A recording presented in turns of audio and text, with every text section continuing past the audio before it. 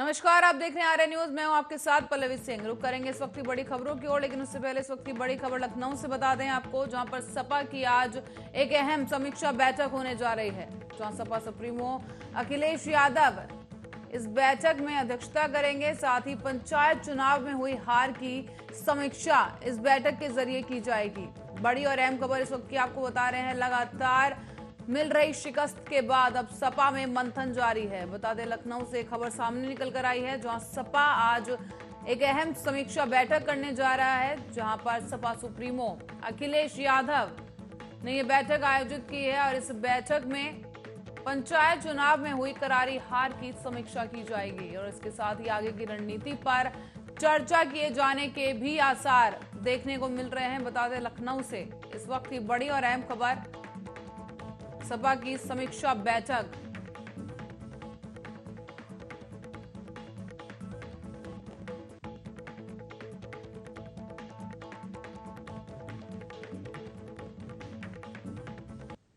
और इसी बीच बढ़ेंगे अगली खबर की ओर। दिल्ली से इस वक्त की बड़ी और अहम खबर एक सामने आ रही है। बता दें, कोरोना की तीसरी लहर को लेकर चेतावनी जारी कर दी गई है। इंडियन मेडिकल एसोसिएशन ने ये चेतावनी जारी की है, जहां राज्यों और केंद्र सरकार से सावधान रहने की अपील की गई है। तीसरी लहर का आना लगभग तय बताया जा रहा है, जबकि नजदीक बताई जा रही है कोरोना की तीसरी लहर। सरकार और जनता आयोजन में जुटी हुई है और इस दौरान इंडियन मेडिकल एसोसिएशन के द्वारा चेतावनी जारी कर दी गई है। बता दें, तीर्थ यात्रा और पर्यटन कुछ दिनों के लिए अब रोका जाएगा और इसी के साथ ही ये रोके जाने की अपील की गई है आईएमए की तरफ से। तीर्थ यात्रा और पर्यटन को कुछ दिनों के लिए रोके जाने की अपील की गई है सरकार से। बताते चले, बड़ी खबर इस वक्त की कोरोना से जुड़ी सामने आ रही है, जहां कोरोना की संभवित तीसरी लहर को लेकर विशेषज्ञों ने चेतावनी जारी कर दी है। कहा गया है कि तीसरी लहर का आना तय है और इस हिसाब से मौजूदा हालात को देखते हुए केंद्र और कई राज्य सरकारों से यह अपील की गई है इंडियन मेडिकल एसोसिएशन द्वारा कि जो इस तरह से तीर्थ यात्रा और पर्यटन चल रहा है, उन्हें कुछ दिनों के लिए रोक देना चाहिए, वरना संभवित ये तीसरी लहर तेजी के साथ लोगों को अपनी चपेट में लेना शुरू कर सकती है। बड़ी और अहम खबर इस वक्त की आपको बता रहे हैं। तीर्थ यात्रा और पर्यटन पर कुछ दिनों के लिए रोक लगाए जाने की मांग उठने लगी है। कोरोना की तीसरी लहर को लेकर यह चेतावनी इंडियन मेडिकल एसोसिएशन द्वारा जारी की गई है।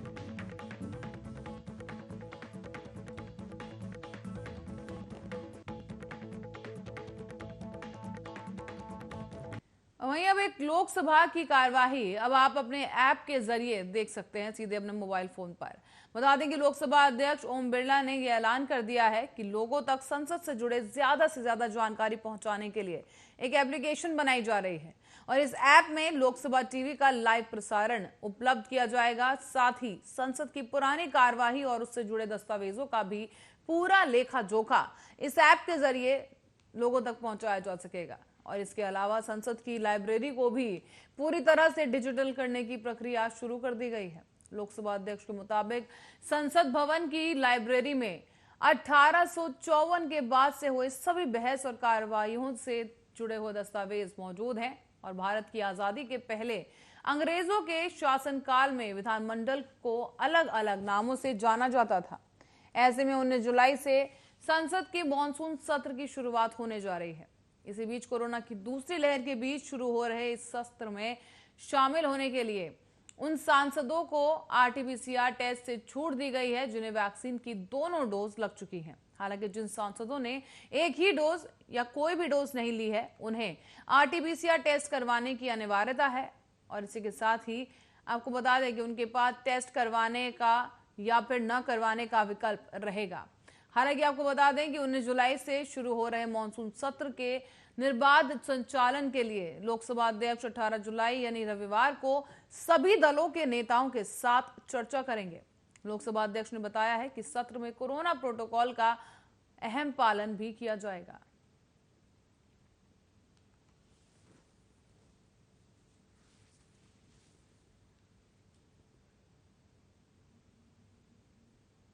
और इसी बीच रुक करेंगे चित्रकूट की तरफ। चित्रकूट से इस वक्त की एक बड़ी खबर आपको बता दें, जहां पर मोहन भागवत आरएसएस प्रमुख के दौरे का आज 8वां दिन है। चित्रकूट से इस वक्त की बड़ी खबर आपको बता रहे हैं, जहां पर अब संघ की बैठक में मोहन भागवत हिस्सा लेंगे और कई संगठनों के मंत्री सचिव जुड़ेंगे ऑनलाइन।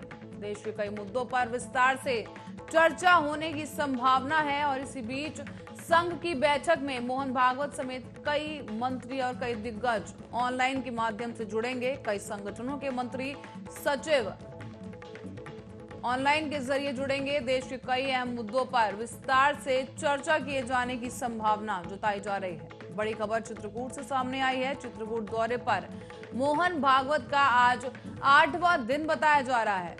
बता दें आपको, हाल ही में मोहन भागवत दौरे के लिए चित्रकूट पहुंचे थे और इसी के साथ ही आरएसएस प्रमुख मोहन भागवत एक अहम बैठक करने जा रहे हैं, जहां संघ की इस बैठक में मोहन भागवत हिस्सा लेंगे और कई अहम मुद्दों पर चर्चा करने की संभावना भी जताई जा रही है। और इसी बीच कई संगठन के मंत्री और सचिव इस बैठक का हिस्सा बनेंगे। ऑनलाइन के जरिए ये बैठक की जाएगी और देश के कई अहम मुद्दों पर विस्तार से चर्चा होने का अनुमान।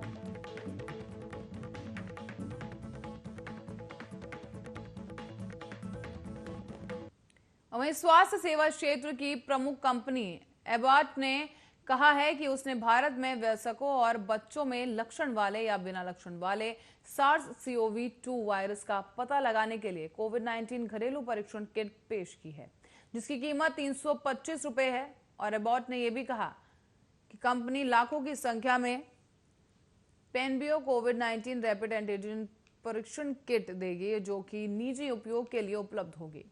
कंपनी ने यह भी कहा कि इससे शहरी और ग्रामीण इलाकों में स्वास्थ्य प्रणालियों पर बोझ कम करने में मदद मिलेगी। इसी बीच एबॉट ने यह भी कहा है कि इस किट की मदद से घर पर आसानी से कोविड-19 वायरस की जांच की जा सकेगी। और इसी बीच कोरोना जांच किट को लेकर एबॉट कंपनी की ओर से यह बयान जारी कर कहा गया है कि कंपनी लाखों पेनबियो कोविड-19 रैपिड एंटीजन परीक्षण किट देगी, जिसका उपयोग खुद से किया जा सकेगा। यानी कंपनी ने बताया है कि अगर लोग इस किट के सहारे जांच करते हैं तो शहरी और ग्रामीण भारत में स्वास्थ्य प्रणालियों पर बोझ कम हो सकेगा। और इसी के साथ ही एबॉट कंपनी ने यह भी जानकारी दी कि भारत में घर पर ही इस किट को उपयोग के लिए स्व प्रशिक्षण देखभाल के साथ कार्यस्थलों पर प्रशिक्षण की पेशकश करेगा। और ऐसा होने से वर्कर काम पर आएंगे और बिना किसी डर के काम कर सकेंगे।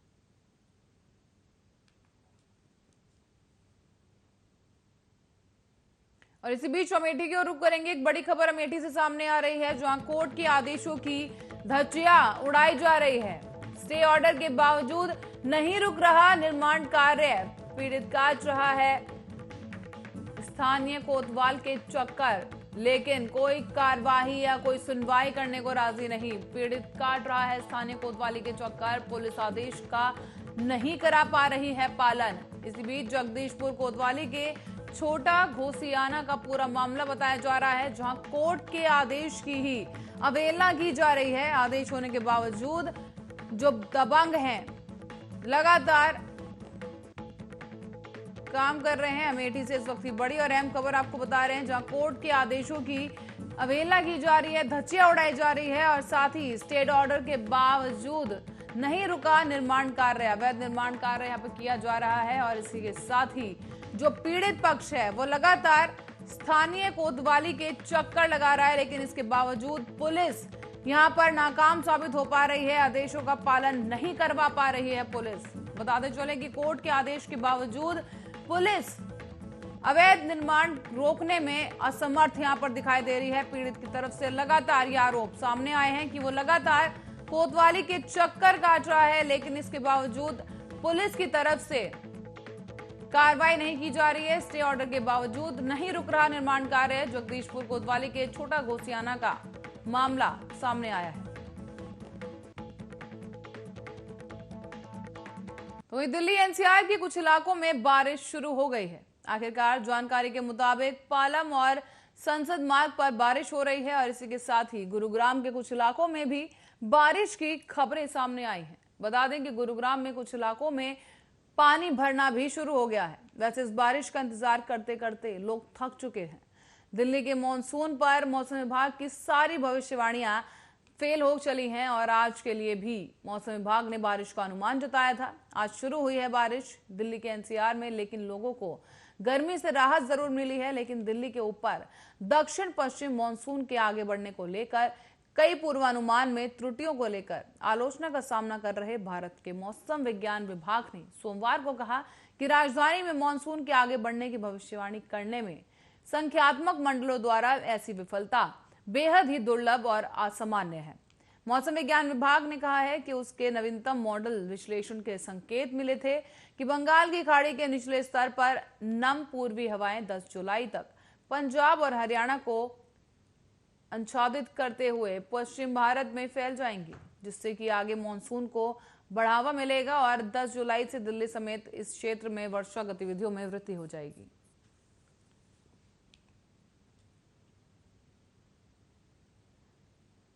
वहीं प्रधानमंत्री नरेंद्र मोदी मंगलवार को पूर्वोत्तर राज्यों के मुख्यमंत्रियों के साथ सुबह 11 बजे कोरोना वायरस पर समीक्षा बैठक करने जा रहे हैं।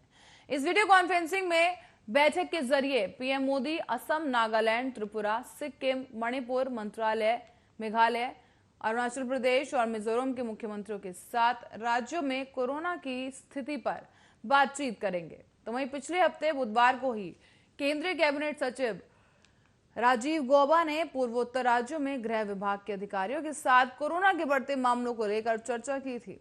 केंद्रीय स्वास्थ्य व परिवार कल्याण मंत्रालय ने कहा कि भारत में इस समय कोरोना वायरस के लगभग 80% मामले 90 जिलों से देखे जा रहे हैं और उनमें से 14 जिले उत्तर पूर्व से हैं। तो वहीं पिछले सप्ताह हुई बैठक में समीक्षा की गई और इस दौरान पता लगाया गया है कि देश में 73 जिलों में से 10% से अधिक सकारात्मकता दर।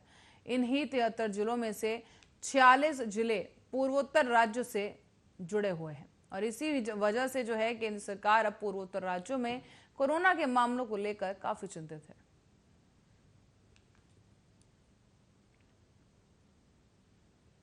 और इराक के नासिरिया में एक कोविड-19 अस्पताल में दर्दनाक हादसा हो गया है। इस अस्पताल में भीषण आग लगने से करीब 50 लोगों की मौत हो गई है, जबकि 20 लोग घायल हो गए हैं। बताते चले कि विदेशी न्यूज एजेंसी के द्वारा जो है खबर सामने आई है, जिसमें स्वास्थ्य अधिकारियों और पुलिस के हवाले से ये खबर दी गई है, जहां बताया जा रहा है कि नासिरिया में अस्पताल में ऑक्सीजन टैंक में विस्फोट होने के कारण ये भीषण हादसा हुआ है। विस्फोट होने से अस्पताल में भीषण आग लग गई और जिसमें कम से कम 50 लोग मारे गए हैं, जबकि स्वास्थ्य अधिकारियों और पुलिस ने ये जानकारी साझा की। जब प्रधानमंत्री मुस्तफा अल कदीमी ने वरिष्ठ मंत्रियों के साथ तत्काल बैठक की है और इस बीच नासिरिया में स्वास्थ्य और नागरिक सुरक्षा प्रबंधों को निलंबित करने और गिरफ्तार करने के आदेश भी जारी कर दिए हैं। बता दें कि इराक में कोरोना वायरस से 17,592 लोगों की मौत हो गई है, जबकि 14 लाख से अधिक लोग कोरोना संक्रमित हैं। ऐसे में घटनास्थल पर मौजूद विदेशी न्यूज एजेंसी के एक रिपोर्टर ने बताया है कि स्वास्थ्य कर्मचारियों ने जलते हुए अस्पतालों से शव को बाहर निकाल लिया है, जबकि कई मरीज धुएं के बीच खांस रहे हैं और वो फंसे हुए हैं अभी भी। नासिरिया के स्वास्थ्य अधिकारियों ने ये भी जानकारी दी कि आग पर काबू पाने के बाद अल हुसैन कोरोना वायरस अस्पताल में राहत और बचाव अभियान जारी रहा, लेकिन घने धुएं के कारण कुछ वार्डों में घुसना बेहद मुश्किल रहा, जहां अभी भी बचाव कार्य किया जा रहा है।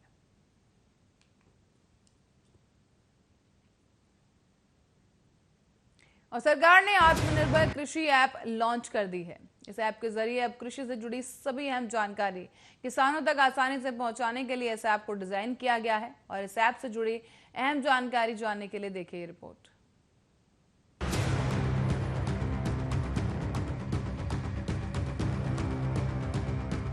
पीएम मोदी ने कृषि जगत में विकास के लिए एक और कदम बढ़ा दिया है। आत्मनिर्भर भारत के सपने को साकार करने की ओर पीएम मोदी का ये कदम आत्मनिर्भर भारत में किसानों की भागीदारी सुनिश्चित करेगा, जिसके लिए सरकार ने एक नई ऐप आत्मनिर्भर कृषि ऐप लॉन्च की है। हालांकि किसानों को खेती किसानी से जुड़ी जानकारी देने के लिए देश में अभी कई प्लेटफॉर्म काम करते हैं, पर इस ऐप पर सरकार ने उन सभी जानकारियों को एक ही जगह पर लाने का काम किया है। इससे किसानों को खेती और किसानी की अलग अलग जानकारी के लिए अलग अलग प्लेटफॉर्म पर भटकना नहीं होगा और वो बस अपने स्मार्टफोन पर एक टैब से पूरी जानकारी पा सकेंगे। इससे पहले भी पीएम मोदी ने किसानों के लिए शिक्षा का महत्व समझाने की और पहल की थी। कृषि से जुड़ी शिक्षा को, उसकी प्रैक्टिकल एप्लीकेशन को स्कूल स्तर पर ले जाना भी आवश्यक है। प्रयास है कि गांव के स्तर पर मिडिल स्कूल लेवल पर ही कृषि के विषय को इंट्रोड्यूस किया जाए। इससे दो लाभ होंगे। एक लाभ तो ये होगा कि गांव के बच्चों में खेती से जुड़ी जो एक स्वाभाविक समझ होती है, उसका वैज्ञानिक तरीके से विस्तार होगा। दूसरा लाभ ये होगा कि वो खेती और इससे जुड़ी तकनीक, व्यापार, कारोबार, इसके बारे में अपने परिवार को ज्यादा जानकारी दे पाएंगे। इससे देश में एग्रो एंटरप्राइज को भी और बढ़ावा मिलेगा। पीएम मोदी हमेशा से डिजिटल भारत के सपने को बढ़ावा देते नजर आए और कैशलेस इकोनॉमी को प्रेरणा दी। साथ ही पीएम मोदी किसानों को भी डिजिटल प्लेटफॉर्म से जोड़ने की कोशिश में है। पीएम मोदी ने लोगों को डिजिटल माध्यम से नई विचारधारा की ओर बढ़ने की अपील भी की है। पीएम मोदी ने खुद किसानों के खाते में डिजिटल पेमेंट के माध्यम से पैसे ट्रांसफर किए। इस बेहतर पावन अवसर पर देश में कृषि से जुड़ी सुविधाएं तैयार करने के लिए 1 लाख करोड़ रुपए का विशेष फंड लॉन्च किया गया है। आज के पवित्र दिन पर लॉन्च किया गया है। इससे गांवों में बेहतर भंडारण, आधुनिक कोल्ड स्टोरेज की चेन तैयार करने में मदद मिलेगी और गांव में रोजगार के अनेक अवसर तैयार होंगे। इसके साथ साथ 8.5 करोड़ किसान परिवारों के खाते में पलक झपकते आपने देखा होगा, स्विच ऑन किया और पीएम किसान सम्मान निधि के 17,000 करोड़ रुपए सीधे 8.5 करोड़ किसानों के खाते में जमा हो गए। कोई बिचौलिया नहीं, कोई कमीशन नहीं, सीधा किसान के पास चला गया। संतोष इस बात का है कि इस योजना का जो लक्ष्य था, वो लक्ष्य हासिल हो रहा है। हर किसान परिवार तक सीधी मदद पहुंचे और जरूरत के समय पहुंचे, इस उद्देश्य में ये योजना सफल रही है। बीते 1.5 साल में इस योजना के माध्यम से 75,000 करोड़ रुपए सीधे किसानों के बैंक खाते में जमा हो चुके हैं। इसमें से 22,000 करोड़ रुपए था कोरोना के कारण लगे लॉकडाउन के दौरान किसानों तक पहुंचाए गए। तो वहीं अब इस ऐप के जरिए कृषि जरूरत से जुड़ी विभिन्न जानकारियों को सरकार ने किसान मित्र नाम के राष्ट्रीय डिजिटल प्लेटफॉर्म पर एकत्रित कर दिया है। इसमें कृषि विभाग, मौसम विभाग, ISRO national water informatics centre, भारतीय कृषि अनुसंधान केंद्र और सरकार के अन्य मंत्रालय एवं विभागों की किसानों के लिए उपयोगी जानकारी शामिल है। इसी जानकारी को अब ज्यादा आसान तरीके से किसानों को इस ऐप के माध्यम से उपलब्ध कराया गया है। बता दें कि आत्मनिर्भर कृषि ऐप देश की 12 स्थानीय भाषाओं में उपलब्ध होगी। इसमें अंग्रेजी के साथ साथ हिंदी, तमिल, मराठी, गुजराती और बांग्ला शामिल है। ऐप पर जानकारी पढ़ने की जरूरत भी नहीं है। किसान 12 भाषाओं में इस जानकारी का अनुवाद भी सुन सकते हैं। इस ऐप को टेक महिंद्रा ने तैयार किया है। सरकार की ये ऐप अभी एंड्रॉयड और विंडोज के ऐप स्टोर पर उपलब्ध है। किसानों के साथ साथ किसान उत्पादक संगठन, कृषि विकास केंद्र, गैर सरकारी संगठन, स्वयं सहायता समूह और स्टार्टअप भी मुफ्त उपयोग कर सकते हैं। इस ऐप को खासतौर से ऐसे डिजाइन किया गया है कि ये स्लो इंटरनेट कनेक्टिविटी में भी काम करेगी। साथ ही आपको बता दें कि ये ऐप जीपीएस पर काम करती है और ऐसे में जब आप ऐप डाउनलोड करते हैं तो ये उस जगह की लोकेशन के हिसाब से वहाँ के मौसम की जानकारी फोन में सेव कर लेता है ताकि किसान बाद में भी उस जानकारी का लाभ उठा सके। इस ऐप को डाउनलोड करने के बाद किसान को किसी तरह का रजिस्ट्रेशन नहीं कराना होता, क्योंकि ये ऐप किसान का कोई डेटा कलेक्ट नहीं करता। बस किसान को अपनी फोन की लोकेशन ऑन रखनी होती है और अगर किसान को अपने खेत या स्थान के अलावा किसी और जगह की जानकारी चाहिए तब उसे ऐप में पिन कोड या वहां की लोकेशन डालनी होगी। News desk, Arya news.